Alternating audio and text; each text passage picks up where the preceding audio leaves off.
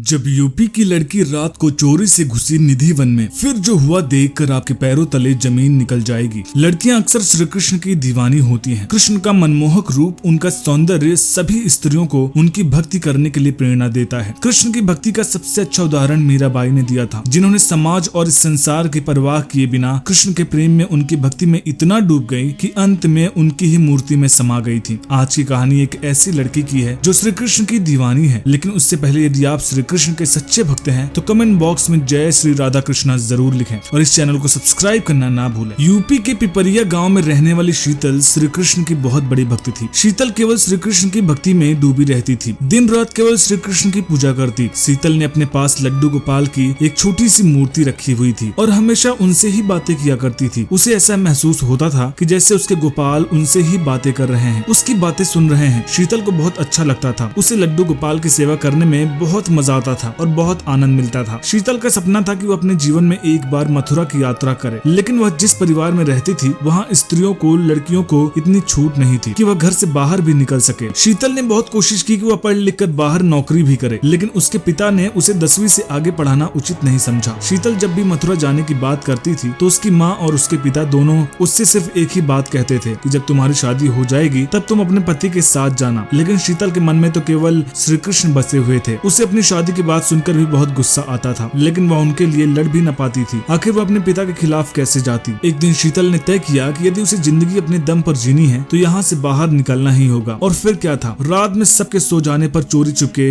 अपना सामान बांधकर वह अपने घर से निकल गई। वह अपने गाँव से निकलने में तो सफल हुई, लेकिन उसके सामने एक बड़ी चुनौती यह थी कि वह कभी भी अपने गाँव से बाहर अकेले नहीं गई थी और न ही उसके पास इतने पैसे थे कि वह मथुरा जाकर बच सके। फिर भी जैसे तैसे मुसीबतों को झेलते हुए शीतल अपने गांव से बाहर निकल गई और मथुरा जा पहुंची। शीतल जब मथुरा पहुंची तो उसके पास जरा भी पैसे नहीं बचे हुए थे। ना उसने 2 दिन से कुछ खाया था और ना ही कुछ खाने के उसके पास पैसे थे। वह श्री कृष्ण के मंदिर में अंदर गई तो उसने देखा कि वहां पर किसी कार्यक्रम का आयोजन हो रहा था और सभी भक्तों को बैठकर भोजन कराया जा रहा था। शीतल यह देखकर बहुत खुश हुई। उसने अपने श्री कृष्ण को धन्यवाद कहा और कहा कि आपको सब मालूम है कि मैंने कुछ खाया नहीं है, इसलिए यह आयोजन हुआ है ना। शीतल मुस्कुराई और भरपेट खाना खाया। मंदिर में बैठकर शीतल ध्यान कर रही थी और अपने श्री कृष्ण की भक्ति में लीन थी कि तभी एक पुजारी उसके पास आए और उन्होंने उनसे कहा कि मंदिर में एक स्त्री की जरूरत है जो हर दिन श्री कृष्ण के द्वार को साफ करे और उन्हें भोग लगाए। हम उसे महीने के 10,000 देंगे, क्या तुम काम करोगी? शीतल यह बात सुनकर बहुत खुश हुई। उसने तुरंत हाँ कह दिया। उसे समझ में नहीं आ रहा था कि जिस कठिनाई और जिस दिक्कत से वह यहाँ पहुँची थी उतनी ही आसानी से उसके लिए सभी चीजें उपलब्ध हो गयी। खाना, रहने को घर और अभी नौकरी, वह भी श्री कृष्ण की सेवा करने की नौकरी। शीतल बहुत खुश हुई। अब उसे लग रहा था कि जैसे उसने अपने जीवन में कुछ तो अच्छा किया है। एक दिन शीतल अपने कमरे में सो रही थी। रात के 3 बजे थे कि अचानक शीतल की नींद टूट गई और वह उठकर बैठ गई। पास के इलाके से उसे बांसुरी की मधुर आवाज सुनाई दे रही थी और यह आवाज सुनकर शीतल उस बांसुरी की तरफ खींची चली जा रही थी। चलते चलते वह निधि वन में पहुंच गई। निधि वन पहुंचकर उसने देखा कि एक छोटा सा बच्चा हाथों में बांसुरी लिए, सिर पर मोर का पंख, उसकी आंखें चमक रही थी और वह इतनी सुंदर बांसुरी बजा रहा था। उसे देखकर शीतल का मन बहुत प्रसन्न हुआ और वह तुरंत उसके पास चली गई। जैसे ही शीतल उस बच्चे के पास गई, वह बच्चा तुरंत उठकर कुछ और बदमाशियां करने लगा। शीतल उसके पीछे पीछे भागने लगी और वह बदमाशी करता हुआ आगे चला गया। थोड़ी देर बाद सुबह हुई और वह बच्चा न जाने खेलते खेलते कहाँ गायब हो गया। शीतल को समझ में नहीं आया कि अचानक यह बच्चा कहाँ गायब हो गया। फिर वह भी अपने घर वापस लौट आई। इस घटना को वह बार बार याद कर रही थी और बहुत मुस्कुरा रही थी कि तभी उसके दिमाग में यह बात उठी कि वह बच्चा कहीं श्री कृष्ण के बाल रूप तो नहीं थे। क्या मैंने श्री कृष्ण के दर्शन किए हैं? मैंने अपने लड्डू गोपाल के दर्शन किए हैं। धन्य हो लड्डू गोपाल आपकी लीला। इतना कहकर वहीं घुटनों के बल बैठ गई और श्री कृष्ण की मूर्ति के सामने फूट फूट कर रोने लगी। दोस्तों, ये वीडियो कैसी लगी हमें कमेंट बॉक्स में जरूर बताएं। वीडियो पसंद आई तो वीडियो को लाइक करें, शेयर करें और चैनल को सब्सक्राइब करना ना भूलें। जय श्री कृष्ण।